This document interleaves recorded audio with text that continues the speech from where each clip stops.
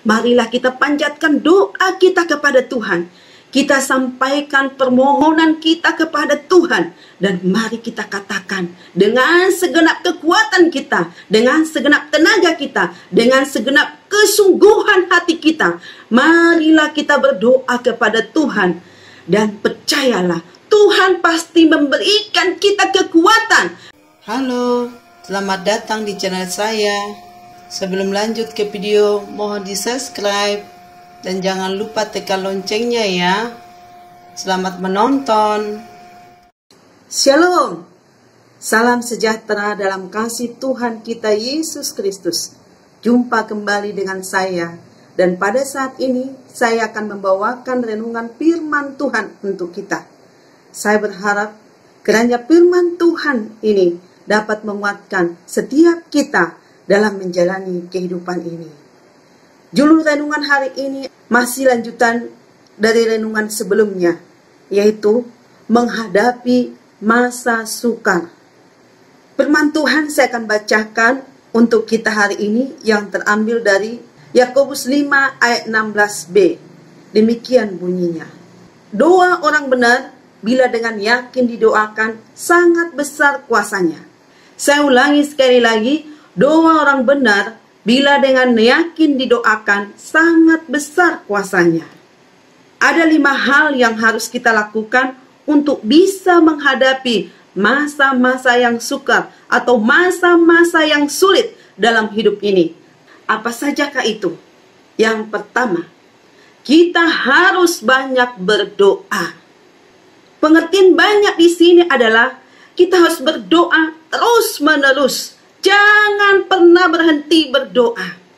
Di samping kita banyak berdoa, kita harus berdoa dengan sungguh-sungguh. Dengan yakin kita doakan.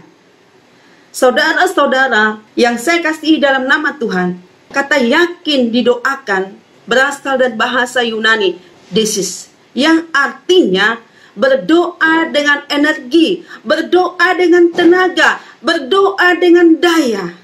Berdoa karena ada kesesakan yang sedang menimpa hidup kita. Jadi, Bapak Ibu, kita berdoa di sini bukan hanya asal berdoa dan bukan sembarangan berdoa. Bukan hanya menyetel berdoa. Orang yang berdoa asal-asalan bisa kita lihat dari caranya. Contohnya, ketika dia bangun pagi, dia bangun langsung amin, langsung bergegas. Itu asal-asalan. Habis berdoa, dia buka handphone, dia lihat status, dia lihat YouTube segala macam. Itu bukan berdoa dengan baik, itu berdoa dengan asal-asalan. Berdoa di sini juga kita bisa lihat dengan durasinya, artinya waktunya, ya.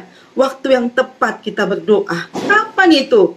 Kita bisa berdoa ketika keadaan sunyi atau sepi, seperti yang dilakukan oleh Tuhan Yesus. Dia pergi ke suatu tempat yang sunyi, dia berdoa di sana. Ketika kita berdoa di tempat sunyi, kita pun tenang mengucapkan setiap keluh kesah kita, setiap pergumulan kita, setiap tetesan air mata kita kepada Tuhan. Kita ungkap Tuhan, kita berserah kepadanya. Maka Tuhan pun akan memberikan kelegaan kepada kita. Kita juga berdoa bukan hanya lamanya kita berdoa, 1 jam, 2 jam, 3 jam. Tapi ketika kita berdoa, doa kita itu berkualitas. Ada saya perhatikan ketika berdoa, matanya tutup sih, bernyanyi, tapi hatinya tidak terfokus kepada doanya. Akhirnya doanya sampai berapa jam, tapi tidak mengandung arti yang sesungguhnya. Nah, berdoa dengan durasi atau lamanya dari hati kita, kualitas doa kita itu betul-betul kita gunakan dengan baik. Makanya di dalam Yakobus 5 ayat 17 kita bandingkan bagaimana di sana Nabi Elia. Dia juga manusia biasa, sama seperti kita manusia. Dia berdoa kepada Allah. Dia minta tidak turun hujan sampai 3,5 tahun. Tidak turun hujan. Dia manusia biasa. Perasaannya sama. Kekuatannya juga sama. Rapuhnya juga sama. Tetapi coba kita lihat hasilnya. Elia berdoa dengan yakin. Elia berdoa dengan sungguh-sungguh. Maka apa yang terjadi? Mujizat Tuhan terjadi. Hujan akhirnya tidak turun. Tapi ketika dia berdoa kepada Tuhan, Tuhan, Dia minta turun hujan. Hujan pun turun. Bapak, Ibu, saudara yang saya kasih dalam nama Tuhan, ambillah waktu yang khusus untuk berdoa. Naikkanlah setiap doamu kepada Tuhan. Naikkanlah setiap pergumulanmu kepada Tuhan dengan sungguh-sungguh di hadirat Tuhan. Jangan kita berdoa malas-malasan. Ada banyak sekarang ini manusia sudah bosan berdoa. Nggak ada gunanya berdoa. Berdoa begini-begini juga. Kenapa tidak terjadi sesuatu ketika kita berdoa? Karena kita tidak berdoa dengan sungguh-sungguh. Oleh sebab itu, berdoalah tanpa bimbang. Arahkan segenap hati dan pikiran kita kepada Tuhan. Jangan arahkan doamu kepada masalahmu. Karena apa? Masalah itu tetap ada ketika kita masih hidup di dunia ini. Tetapi ketika kita berdoa, ketika kita berserah kepada Tuhan, maka kita akan sanggup menghadapi masalah itu. Karena Tuhan memberikan kekuatan kepada kita ketika kita berdoa. Elia bisa berdoa dengan sungguh-sungguh. Kenapa kita tidak? Doa Elia dijawab Tuhan. Masa kita tidak sih?